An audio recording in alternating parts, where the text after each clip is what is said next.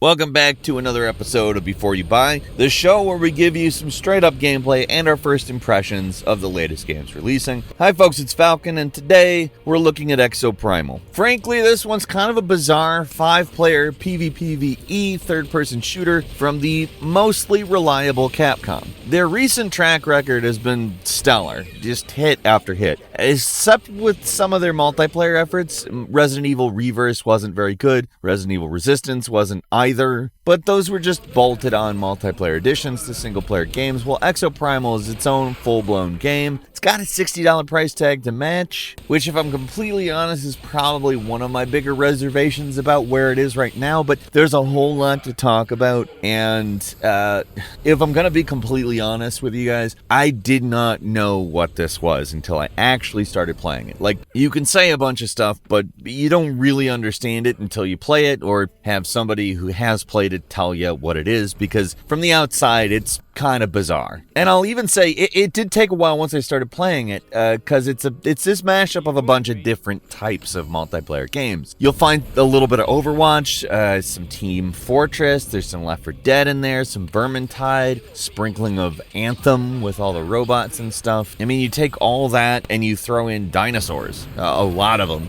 and then you got Exoprimal. And if I'm completely honest, that's not gonna tell you exactly what this game is. It takes a surprisingly long time to get to the actual explanations. There's a long introductory cutscene, you get the chance to jump into a match, but I'm gonna cut to the chase here. Currently, Exoprimal has a single game mode, Dino Survival. How that works is there's 2 teams of 5, they run through a handful of possible levels, fight dinosaurs, complete basic objectives like defend a thing or kill X number of dinos that you proceed. Enemy team is doing the same thing. Basically, a race to finish first, because the first team to reach the final mission gets a head start. During this part of the match, there's no interaction between the teams at all. They're separate instances. But when it all transitions in the final mission, that's when both teams are on the same map. At first, there's only 2 possible finales, either an escort mission where your team has to protect a moving data core from dino attacks and the enemy team, or a more difficult version of the standard missions, which have larger dinos now, like T-Rexes or Triceratops. More unlock as you play matches, and a few more are coming with updates, but right now, fairly limited collection of objectives. Depending on how competitive the teams are, these matches only last about 10-15 minutes each, so things go by fast, which is good because what I described does not sound like a fast-paced game to me. It is. There's just a lot going on, and also kind of conversely, not enough going on. Not necessarily while you're playing, but stick with me for a few and you'll get what I mean. At the start of the match, you pick from 3 roles, assault, tank, and support, which are pretty much exactly what you would expect them to be. But the interesting thing is that each suit has its own mechanics and playstyle, kind of similar to something like Overwatch. Like assault suits are your damage dealers, they specialize in either long range or short range combat. Tanks have a lot of health, you can draw enemy attention, you can generate shields, and the support are your debuff and healer characters. Each exosuit plays very differently from one another, and there's nothing here that feels totally new. They mostly fit into the hero shooter mold, but they are satisfying to control, and I never had much trouble jumping in and trying each one out. The functions are fairly intuitive, especially if you've played Overwatch before.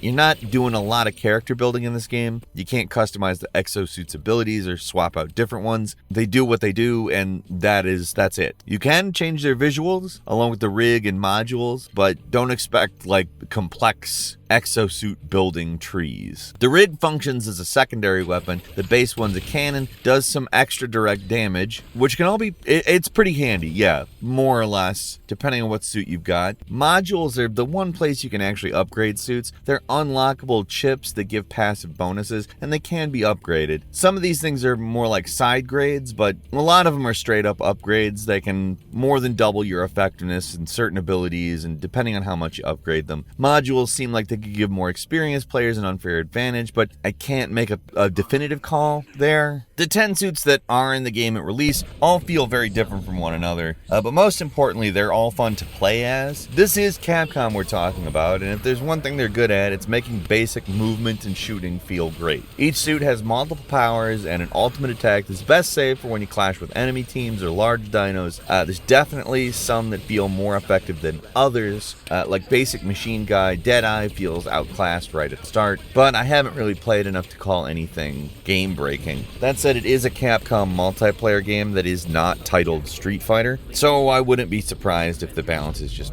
completely out the window. When it comes to how well a team does, to me it generally seems like team composition is king. What seemed to work for me was a team with 1 support, 1 tank, and 3 assaults. There's some minor variation that's alright.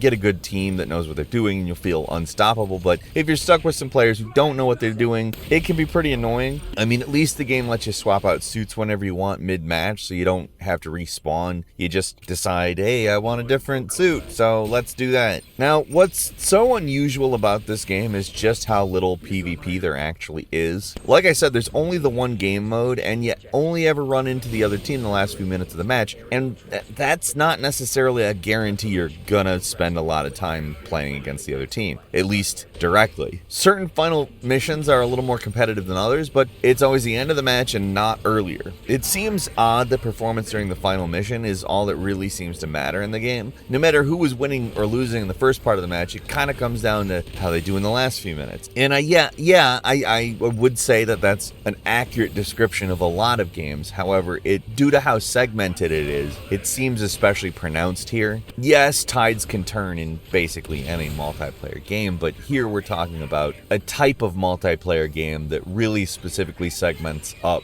its rounds, I guess would be the best way to say it. And it can feel like the last round is the only one that really matters, which is, I mean, not really how you want it to feel. It doesn't feel great if you feel like the rest of the match was kind of a waste of time. That's not to say it's not fun, but it also kind of feels like a missed opportunity. That said, it is a lot of fun. Fighting dinos is very fun, and that's what really matters in the end. When you're in a match, it feels good to play. It does get repetitive after a while though, and that's mainly because of how few maps the game has, at least at the moment. It seems like I'm cycling between the same 2 or 3 maps over and over again, and I've already memorized routes on a few of them, and they seem like they really rarely change.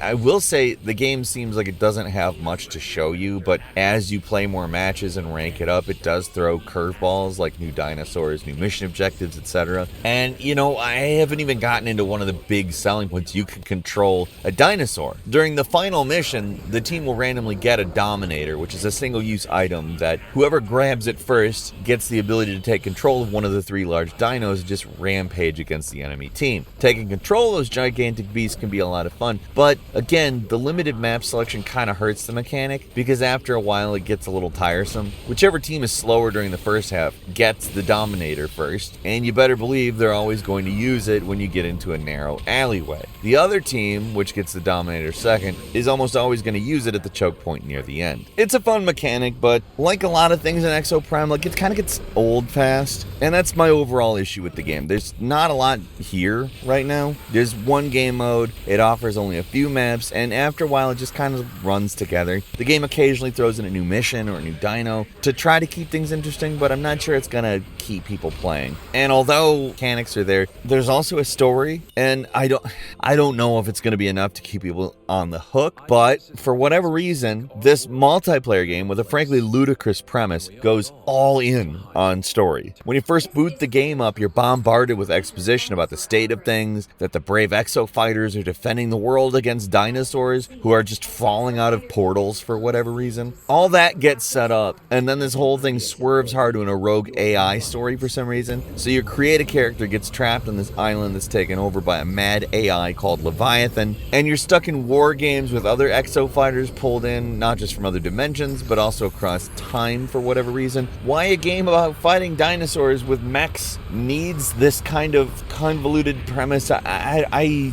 don't know, but it doesn't even stop there.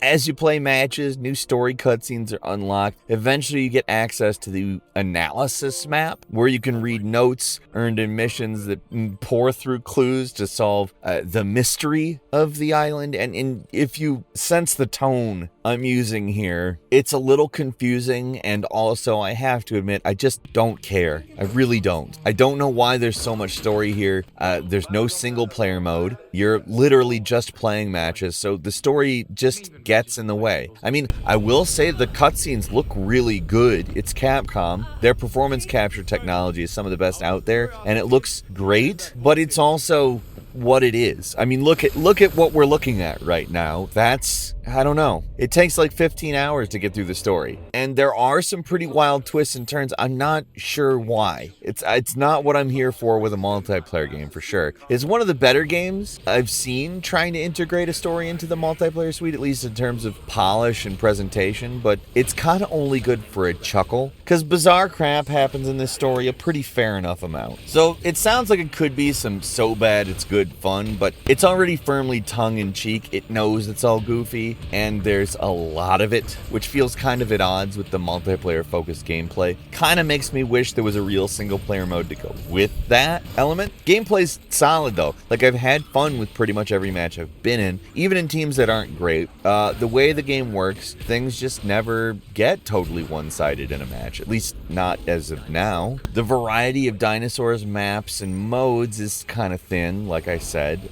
Feels almost like a free-to-play game with a lack of content. The problem here is that it's a full-priced game. A full-priced game, might I add, with rampant monetization. There's a premium battle pass, war chest, loot boxes, and purchasable costumes. Certain things can be unlocked using in-game currency, which you only get for ranking globally and with specific mechs. But out of all the best cosmetics, you can only get them by using the battle pass, which is buying them, or by directly buying them. A lot of them can just be purchased. That's that. There's no more way of getting them. And for a full price game, maybe one of those things is okay, but not all three of them. Battle pass, war chest loot box, and purchasable costumes and stuff. I mean, it's a lot for monetization. A game that you plopped $60 down on and doesn't have enough content in it as is. Capcom at least has a roadmap detailing new features they're adding to Exoprimal, like a new game mode on July 28th called the Savage Gauntlet,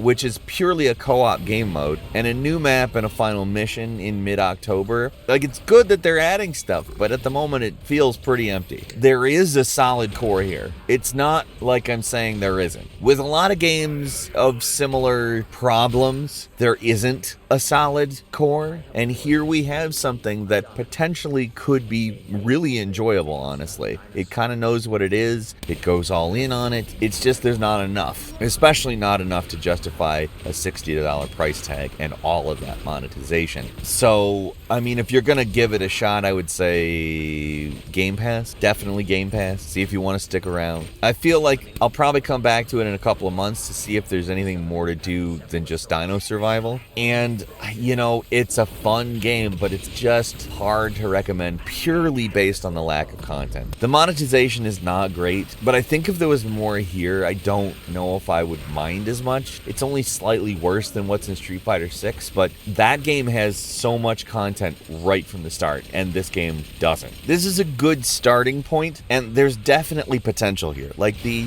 actual gameplay is a lot of fun. It's just, yeah, there's very little here for $60. Without more variety, I just don't know how you could stick around for very long. Yeah, I'm enjoying it, but I am tired of seeing the same maps and missions, and if they're gonna charge a premium like they are, there's gotta be more to do, like, right now. Not a few months down the road, because a few months down the road, everyone's gonna be done with this. Like, I've played this for a few days, and I'm dangerously close to being done with it fully. But that's a before you buy. Just some impressions, what we think of things. We're also interested in what you think of things, whether you have or haven't played the game. So leave us a comment, let us know. If you like this video, click like. If you aren't subscribed, now's a great time to do so. We upload brand new videos every day of the week. Best way to see them first is, of course, a subscription, so click subscribe. Don't forget to enable notifications, and as always, we thank you very much for watching this video. I'm Falcon. You can follow me on Twitter at Falcon the Hero, and we'll see you next time right here on gameranx.